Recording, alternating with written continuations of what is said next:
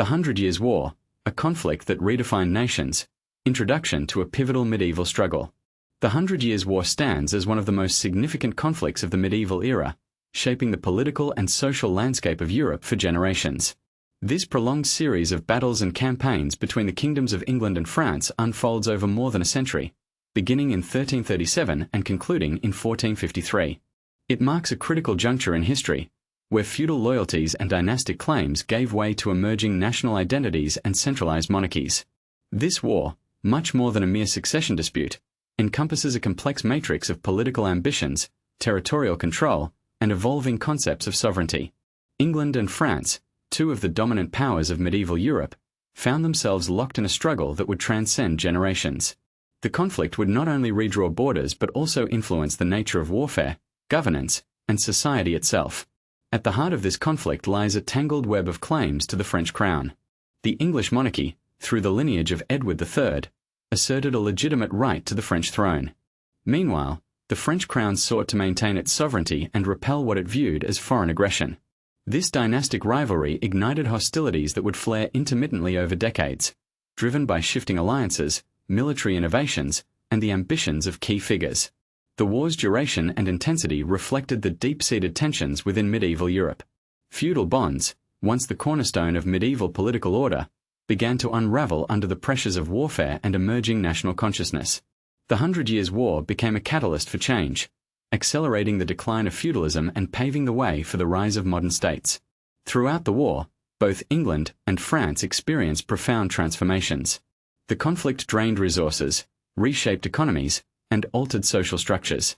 Castles and towns became battlegrounds, and the lives of commoners were deeply affected by the violence and disruption. The war's impact extended beyond the battlefield, influencing culture, law, and the very conception of what it meant to belong to a nation. This documentary aims to explore the multifaceted nature of the Hundred Years' War.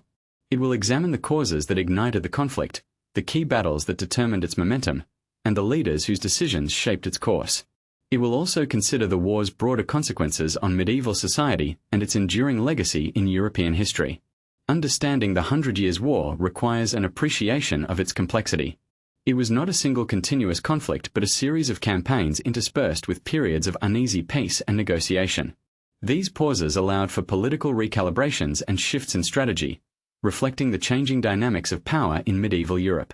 The war's significance lies not only in its length but in its transformative effects. It challenged existing political orders and introduced new forms of military engagement.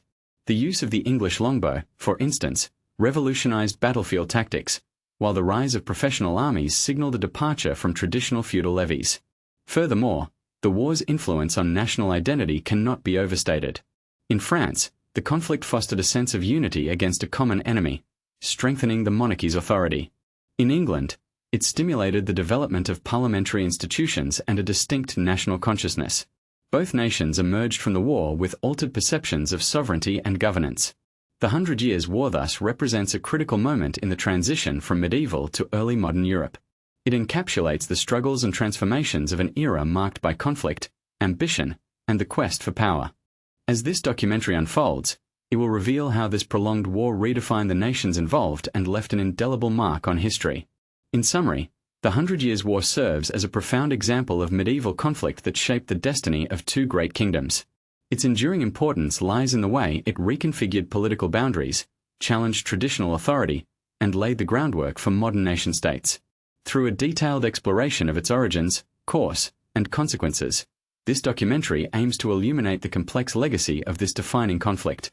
Feudal tensions and dynastic claims, the historical context of the Hundred Years' War, roots of a prolonged conflict. The origins of the Hundred Years' War lie deeply embedded within the medieval political fabric of Europe. To understand the conflict's outbreak, one must examine the intricate web of feudal relationships, dynastic claims, and territorial disputes that defined the period. These elements combine to create an environment ripe for prolonged warfare between England and France. At the core of this tension was the complex nature of feudal allegiances. Both the English and French monarchies held lands that crossed national boundaries, complicating sovereignty and loyalty. The English crown, for instance, controlled vast territories in France, including the Duchy of Aquitaine. Although these lands were technically held as fiefs from the French king, the English monarchs viewed themselves as independent rulers. This duality created persistent friction, as the French crown sought to assert direct control over these territories, while the English resisted what they perceived as attempts at subjugation. The political landscape of the early 14th century was marked by shifting alliances and rivalries among noble houses. The feudal system, based on personal loyalty to a lord, was increasingly strained by the rise of centralized monarchies seeking to consolidate power. The French kings endeavored to strengthen royal authority at the expense of powerful vassals, including the English kings who held lands within France. This struggle for dominance undermined the traditional feudal order and set the stage for broader conflict. Dynastic claims further complicated the situation. The death of Charles IV of France in 1328 without a male heir precipitated a succession crisis. Edward III of England, as the closest male relative through his mother, claimed the French crown. However, the French nobility invoked the Salic law, which barred inheritance through the female line, and instead crowned Philip VI, a cousin of Charles IV. This decision was not merely legalistic but deeply political, reflecting the desire of the French aristocracy to prevent English dominance. Edward III's claim challenged the legitimacy of Philip VI's rule and intensified hostilities. The English king's assertion was more than a dynastic dispute. It represented a fundamental contest over sovereignty and the nature of kingship. The refusal to accept Philip VI's coronation by Edward and his supporters escalated tensions from diplomatic rivalry to open warfare. Territorial disputes accompanied these dynastic issues. The English crown's holdings in France were economically valuable and strategically crucial. Control over regions like Gascony provided access to important trade routes and resources. The French monarchy's efforts to reclaim these lands threatened English economic interests and prestige. This economic dimension added urgency to the conflict, as both kingdoms sought to secure their territorial integrity and influence. The complexity of the relationships between English and French monarchies before the war's outbreak cannot be overstated. Marriages, treaties, and feudal obligations intertwined their fates. For example, the Treaty of Paris in 1259 had attempted to resolve some territorial disputes by recognizing English possession of Aquitaine as a fief under the French crown. Yet the arrangement left unresolved tensions over sovereignty and loyalty. Moreover, the role of other European powers must be acknowledged. The Duchy of Burgundy, the Kingdom of Scotland, and various principalities within the Holy Roman Empire played pivotal roles in the shifting alliances of the period. Burgundy, at times allied with England and at others with France, influenced the course of the conflict. Scotland's long-standing alliance with France, known as the Old Alliance, diverted English military attention and resources. The major powers involved in the conflict extended beyond the two primary kingdoms. The war's scale and duration drew in a network of regional actors motivated by their own interests. French nobles who resented royal centralization sometimes sided with the English, while English barons exploited the conflict to enhance their own positions.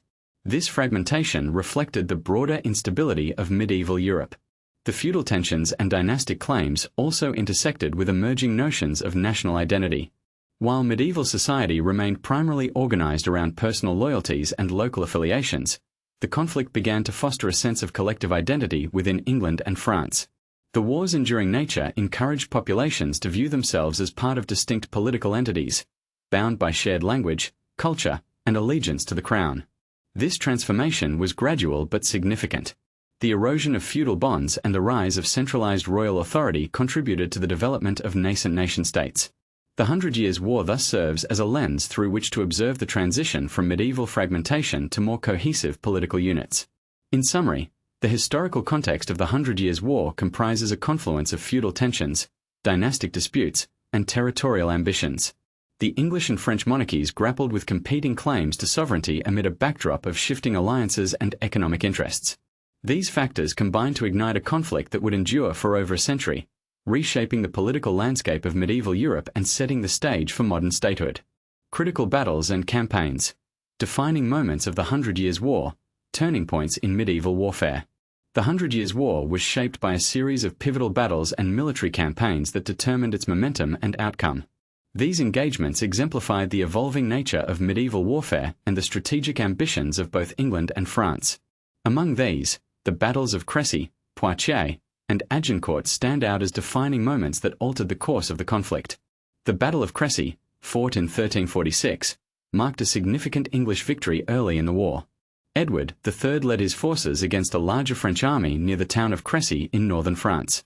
The English army, though outnumbered, utilized superior tactics and weaponry. The longbow, wielded by English archers, played a crucial role.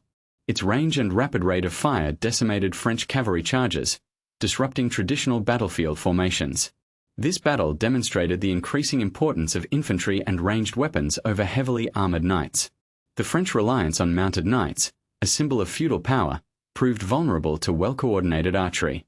Crécy exposed the limitations of conventional tactics and signaled a shift toward new military strategies. 2 years later, the Battle of Poitiers in 1356 further emphasized English dominance. Edward, the Black Prince, son of Edward III, commanded the English forces. Once again, the English army faced a larger French force, led by King John II himself. The English defensive position and effective use of longbowmen resulted in a decisive victory and the capture of the French king. The capture of King John II was a profound blow to France, undermining royal authority and morale. It also gave England leverage in subsequent negotiations and intensified the war's political stakes. Poitiers underscored the effectiveness of disciplined troops and strategic positioning in overcoming numerical inferiority. The Battle of Agincourt in 1415 remains one of the most renowned engagements of the war. Henry V of England led his forces deep into French territory, facing a much larger French army near the village of Agincourt. Despite being exhausted and outnumbered, the English army achieved a stunning victory. The English longbowmen again played a decisive role, firing volleys that shattered French formations. Muddy terrain and narrow battlefield conditions further hampered the heavily armored French knights. Agincourt symbolized the triumph of tactical innovation and leadership over traditional medieval warfare. These battles revealed the evolving nature of military strategy. The use of the longbow, combined with well-disciplined infantry and defensive tactics, challenged the supremacy of cavalry. This transformation marked a turning point in medieval warfare, influencing future military developments. In addition to these key battles, numerous campaigns shaped the war's trajectory. Edward III's chevauchés, fast-moving raids into French territory, disrupted local economies and undermined French control. These campaigns aimed not only at military victory but also at weakening the enemy's capacity to sustain war. French responses often involved attempts to besiege English-held fortresses and reclaim lost territories.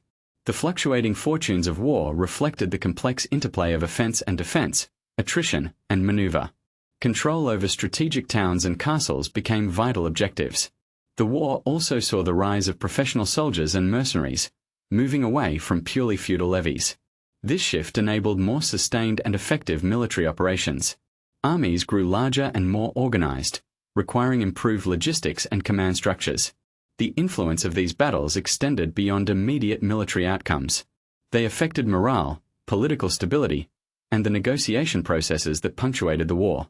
Victories such as Crécy and Agincourt enhanced English prestige, while French defeats prompted internal reforms and shifts in leadership. Moreover, the war's campaigns demonstrated the interconnectedness of military and political objectives. Success on the battlefield translated into diplomatic leverage and territorial gains. Conversely, military failures could lead to loss of support and rebellion. In analyzing these engagements, it is clear that the Hundred Years' War was not only a contest of arms but also a contest of strategy and adaptation. Both sides had to contend with changing technologies, tactics, and the unpredictable nature of medieval warfare. The battles of Crécy, Poitiers, and Agincourt encapsulate this dynamic. They illustrate how leadership, innovation, and circumstance combined to shape the war's course. The lessons learned from these encounters influenced the conduct of war in Europe for centuries. Thus, the military history of the Hundred Years' War reveals a period of transition. It marks the decline of chivalric ideals centered on mounted knights and heralds the rise of more modern forms of warfare. This evolution had profound implications for the political and social order of medieval Europe. In conclusion, the major battles and campaigns of the Hundred Years' War stand as testament to the conflict's complexity and significance. They reflect the interplay of technology, leadership, and strategy that defined this transformative period in military history. The war's momentum was shaped by these critical moments, each leaving an enduring legacy on the battlefield and beyond. Influential leaders of the Hundred Years' War, strategic minds and legendary figures, profiles of power and legacy. The course of the Hundred Years' War was profoundly shaped by the actions and decisions of key figures whose leadership defined both the conflict and its enduring legacy. Among these, Edward III, the Black Prince, Joan of Arc, and Henry V stand as pivotal personalities whose strategic acumen and symbolic presence influenced the war's trajectory. Edward III, King of England, initiated the protracted conflict with his claim to the French throne. His reign marked a decisive moment in English history, combining military ambition with political maneuvering. Edward's assertion of his right to the French crown challenged established succession laws and ignited the war. His strategic vision extended beyond mere territorial acquisition. He sought to elevate England's stature as a dominant European power. Edward's military campaigns were characterized by calculated risk and innovation. His leadership during the early phases of the war, particularly at the Battle of Crécy, demonstrated his ability to adapt tactics and utilize emerging technologies such as the longbow effectively. Edward's insistence on maintaining a professional standing army marked a departure from traditional feudal levies, reflecting his understanding of the changing nature of warfare. His legacy is twofold: as a monarch who expanded English influence and as a military leader who transformed medieval combat. Edward's reign set the stage for subsequent English efforts to assert dominance over France, and provided a model of kingship intertwined with martial prowess. The Black Prince, Edward's eldest son, furthered his father's military ambitions with notable success. Renowned for his courage and leadership, the Black Prince earned his epithet through his distinguished conduct in battle. His campaign in Poitiers in 1356 stands as a testament to his tactical skill and ability to inspire troops under challenging circumstances. At Poitiers, the Black Prince's forces achieved a decisive victory against a numerically superior French army, capturing King John II. This triumph not only boosted English morale but also destabilized the French monarchy. The Black Prince's reputation as a chivalric warrior was solidified, blending martial skill with a sense of honor that resonated in contemporary and later chronicles. However, his later years were marred by illness and financial difficulties, limiting his political influence. Despite this, the Black Prince remains emblematic of the chivalric ideal and the martial spirit that defined much of the Hundred Years' War. Joan of Arc emerges as one of the most extraordinary figures of the conflict. Her role transcended military leadership, embodying the spiritual and nationalistic fervor that galvanized the French resistance. A peasant girl claiming divine guidance, Joan inspired French troops during a critical phase when the war's outcome seemed uncertain. Her involvement at the Siege of Orleans in 1429 marked a turning point. Joan's leadership reinvigorated the French army, leading to a series of victories that culminated in the coronation of Charles VII at Reims. This event symbolized the restoration of legitimate French monarchy and bolstered national unity. Joan's capture by Burgundian forces, her trial for heresy, and eventual execution added to her martyrdom and mythic status. Her legacy endures as a symbol of courage, faith, and patriotism. Joan of Arc's impact extended beyond military achievements, representing the power of individual agency in shaping historical destiny. Henry V of England continued the legacy of his predecessors with remarkable military and political skill. His campaign in France revitalized English efforts and achieved significant victories, most notably at the Battle of Agincourt in 1415. Despite being heavily outnumbered, Henry's forces secured a decisive victory, demonstrating his leadership and tactical brilliance. Henry's use of the longbow and exploitation of terrain at Agincourt showcased his understanding of battlefield dynamics. Beyond military success, Henry pursued diplomatic strategies to consolidate English claims, culminating in the Treaty of Troyes in 1420. This agreement recognized him as heir to the French throne and regent, a testament to his political acumen. Henry's reign, though cut short by his early death, left a lasting imprint on the war and the English monarchy. He embodied the ideals of martial kingship and expanded England's influence in Europe during a critical period. Together, these leaders illustrate the multifaceted nature of medieval kingship and warfare. Their strategic decisions, personal qualities, and symbolic roles shaped the conflict and influenced the political landscapes of their respective kingdoms. Their legacies also reveal the intertwining of myth and history. Edward III and the Black Prince are remembered as exemplars of chivalry and military innovation. Joan of Arc's story transcends her military role, entering the realm of legend and national identity. Henry V's achievements reflect the convergence of battlefield success and diplomatic ambition. Each figure's leadership style varied according to context and personality. Edward III combined royal authority with direct military command. The Black Prince exhibited a blend of chivalry and pragmatism. Joan of Arc's charismatic inspiration rallied a beleaguered nation. Henry V balanced aggression with calculated diplomacy. Their contributions extended beyond immediate military outcomes. They influenced the morale of their armies, the loyalty of their subjects, and the perceptions of their adversaries. Their actions shaped the political discourse and cultural memory of the war. In assessing their historical impact, it is essential to consider the broader social and political conditions in which they operated. Their successes and failures were intertwined with the fortunes of their nations and the evolving nature of medieval society. The examination of these key figures provides insight into the human dimension of the 100 Years' War. Their stories illuminate the complexities of leadership amid prolonged conflict, and the ways in which individual agency intersects with structural forces. Through their strategic decisions and personal narratives, Edward III, the Black Prince, Joan of Arc, and Henry V remain enduring symbols of a transformative period in European history. Their legacies continue to resonate as testaments to the power of leadership in shaping the destiny of nations. Socio-economic impact of the 100 Years' War: strain, change, and transformation, the war's toll on medieval society. The 100 Years' War exerted profound socio-economic pressures on both England and France, reshaping their economies and societies in lasting ways.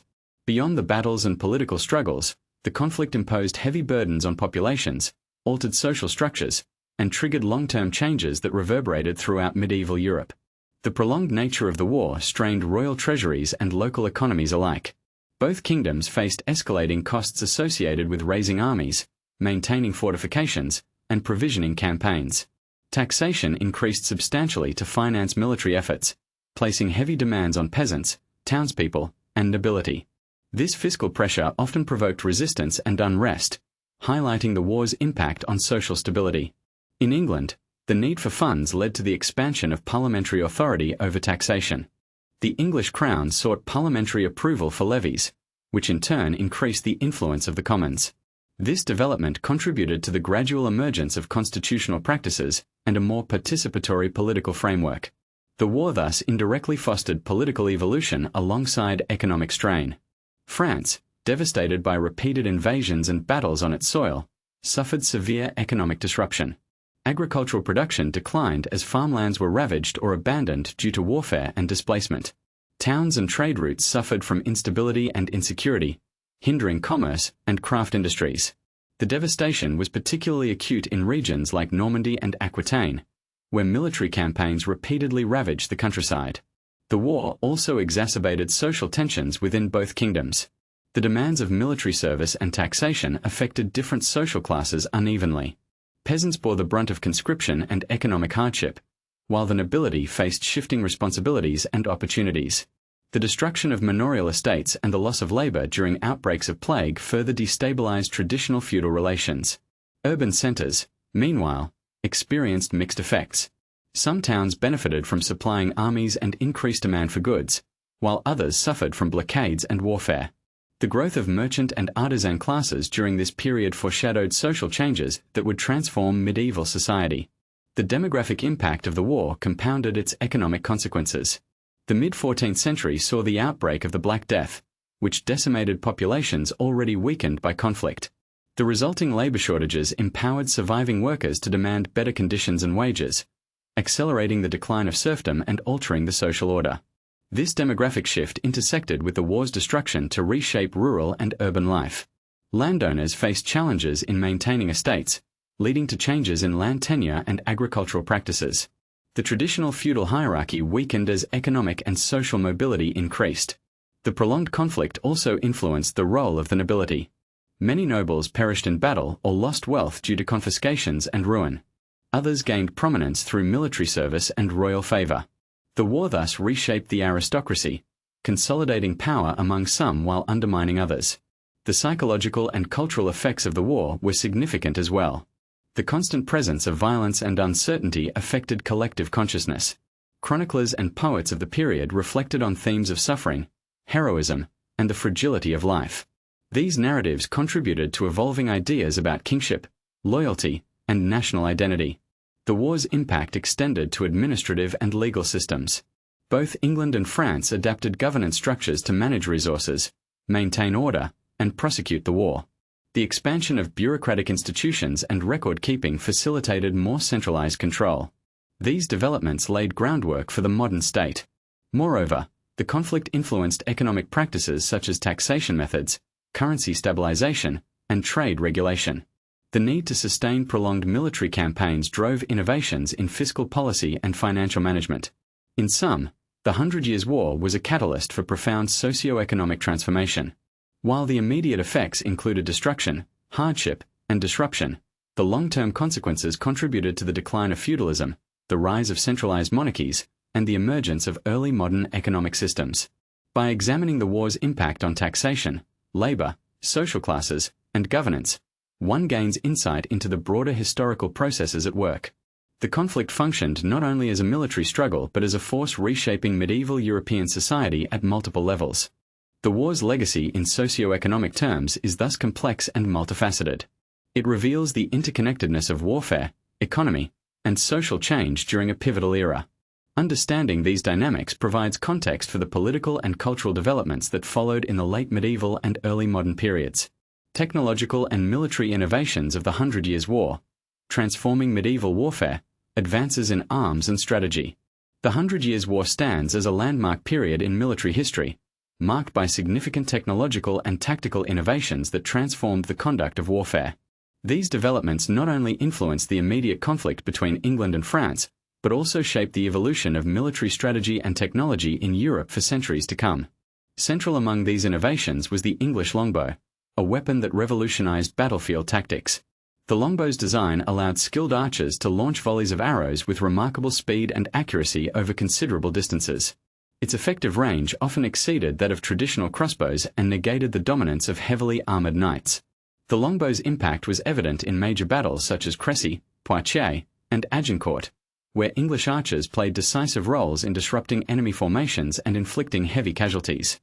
The weapon's simplicity and ease of production enabled the English to field large numbers of archers, providing a tactical advantage against the numerically superior French forces. Alongside the longbow, the war witnessed advancements in artillery technology. Early forms of cannon and gunpowder weapons began to emerge, signaling the dawn of gunpowder warfare. Although still in nascent stages, these artillery pieces demonstrated the potential to breach fortifications and challenge traditional defensive structures. The introduction of gunpowder weapons prompted changes in siege tactics and castle design. Medieval fortifications, once impervious to conventional assault, faced new vulnerabilities. Walls and towers were adapted to better withstand artillery bombardment, leading to innovations in military architecture such as angled bastions and thicker walls. These developments initiated a gradual shift from the dominance of castles and fortified towns to more dynamic forms of warfare. The increased use of artillery reduced the effectiveness of static defenses and encouraged more mobile and combined arms operations. The war also saw changes in cavalry tactics. While heavily armored knights remained prominent, their battlefield supremacy was increasingly challenged. The effectiveness of longbowmen and the deployment of dismounted men-at-arms altered traditional cavalry charges. Commanders adapted by integrating infantry and archers more closely with cavalry units, promoting coordinated maneuvers. Logistics and army organization evolved as well. The need to support large, professional forces over extended campaigns led to improvements in supply chains, communication, and command structures.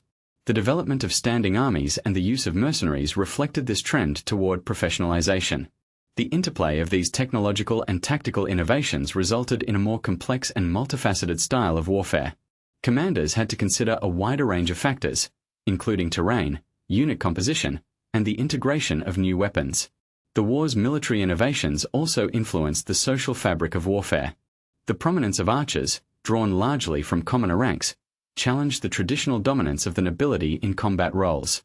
This shift contributed to changing perceptions of military service and social status. Moreover, the advancements in weaponry and tactics had lasting consequences beyond the battlefield. They accelerated the decline of feudal warfare based on mounted knights and heralded the rise of centralized state armies equipped with diverse weaponry. The Hundred Years' War thus represents a crucial phase in the transition from medieval to early modern military practices. Its innovations foreshadowed the increasing importance of gunpowder, infantry coordination, and professional armies that would characterize later European conflicts. In summary, the technological and military innovations of the Hundred Years' War transformed the nature of medieval warfare.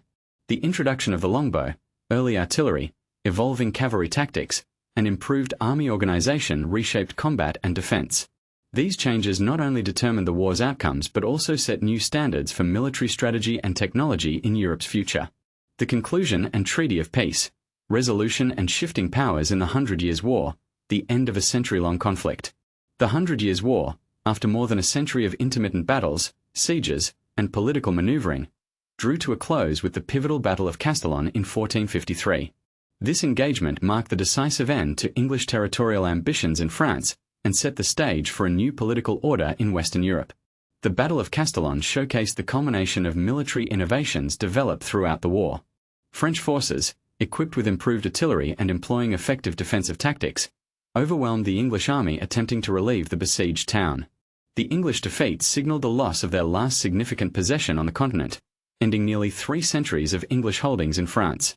Following Castellon, the Treaty of Castellon and subsequent agreements formalized the cessation of hostilities. These treaties reflected the changed realities on the ground, confirming French sovereignty over disputed territories and ending English claims to the French crown. The treaties also outlined terms for prisoner exchanges and the restoration of trade relations, aiming to stabilize a region long ravaged by conflict. The war's conclusion brought about a profound shift in power dynamics between England and France. France emerged with a strengthened monarchy, having successfully reclaimed its territories and consolidated royal authority. The victory fostered a renewed sense of national identity and sovereignty, laying the foundation for a centralized state. England, conversely, faced internal challenges exacerbated by the loss of its French possessions. The financial strains and social disruptions caused by the war contributed to political instability, culminating in the Wars of the Roses. The retreat from continental ambitions redirected English focus inward, influencing the future trajectory of the kingdom. The resolution of the 100 Years' War also had broader implications for the European political landscape. The decline of feudal fragmentation and the rise of centralized monarchies in both England and France reflected a transformation in governance and statecraft. The war's end marked a turning point from medieval feudalism toward the emergence of modern nation-states. Diplomatic relations between England and France evolved in the post-war period, moving from open warfare to negotiation and alliance building. The cessation of hostilities allowed for economic recovery and the re-establishment of trade networks disrupted by decades of conflict. The conclusion of the war underscored the importance of military innovation and political adaptation. The French success in deploying artillery and reorganizing their armies demonstrated the effective integration of new technologies and strategies. This adaptability contrasted with English difficulties in maintaining prolonged continental campaigns. Moreover, the treaties and settlements following the war established precedents for international diplomacy in Europe. They highlighted the role of negotiated peace and legal agreements in resolving disputes that had previously been addressed primarily through warfare. The end of the 100 Years' War also influenced cultural and social developments. The shared experiences of conflict and recovery contributed to evolving notions of national identity and collective memory. Literature, art, and historical narratives of the period reflect the impact of the war's resolution on contemporary society. In summary, the conclusion of the 100 Years' War through the Battle of Castellon and subsequent treaties marked a decisive shift in the balance of power between England and France. The war's end solidified French territorial integrity and royal authority, while prompting England to refocus its political priorities. The resulting changes signaled the decline of feudal warfare and the rise of centralized monarchies, shaping the course of European history in the centuries that followed. Legacy and historical significance of the 100 Years' War, forging nations and ending feudalism, a transformative medieval conflict. The 100 Years' War stands as a defining chapter in the history of medieval Europe, its impact extending far beyond the battlefield to reshape political boundaries, national consciousness, and the very fabric of society. The legacy of this prolonged conflict is multifaceted, reflecting profound transformations that influenced the course of European history. One of the war's most enduring effects was the redrawing of political borders. The conflict ultimately confirmed the territorial integrity of France, expelling English forces from all but a few coastal enclaves. This consolidation reinforced the French monarchy's authority and laid the groundwork for the modern French state. England's loss of continental possessions shifted its focus toward the development of a distinct national identity separate from France. The war accelerated the decline of feudal warfare, a system characterized by decentralized power and aristocratic military dominance. The emergence of professional armies, advances in weaponry, and the increasing importance of centralized command undermined the traditional feudal order. Monarchs gained direct control over military forces, reducing the influence of nobles and feudal lords. This transition contributed to the rise of centralized monarchies, where kings exercised greater authority over their realms. The war highlighted the need for effective administrative structures, fiscal systems, and legal frameworks to support sustained military efforts. These developments fostered the evolution of the modern state. National consciousness also deepened as a result of the conflict. In France, the war fostered a unifying sense of identity against a common enemy. Figures like Joan of Arc became symbols of French resilience and patriotism. The shared experience of warfare and recovery helped solidify a collective national narrative. In England, the war stimulated political changes that influenced governance and society. The increased role of Parliament in approving taxation set precedents for constitutional development. The conflict's pressures exposed social fractures but also encouraged the growth of a more cohesive English identity. Culturally, the 100 Years' War left a rich legacy in literature, art, and historical memory. Chronicles, poems, and songs from the period reflect the complexities of the conflict, celebrating heroism while mourning the costs of war. These cultural artifacts contributed to shaping historical understanding and national mythologies. The war's place in medieval history is thus transformative. It marks the transition from an era dominated by feudal allegiances and localized power to one characterized by centralized states and emerging nationalism. The conflict's military, political, and social consequences reverberated through subsequent centuries, influencing revolutions, wars, and the development of Europe. Moreover, the 100 Years' War serves as a study in resilience and adaptation. Both England and France faced immense challenges, yet each navigated the aftermath in ways that shaped their futures. The conflict's legacy underscores the interplay between warfare and state building. In conclusion, the 100 Years' War is a landmark event that redefined nations and ended feudal warfare. Its legacy endures in the political boundaries it established, the national identities it forged, and the historical transformations it initiated. As a pivotal medieval conflict, it remains central to understanding the evolution of modern Europe. If you love the story, like the video and subscribe.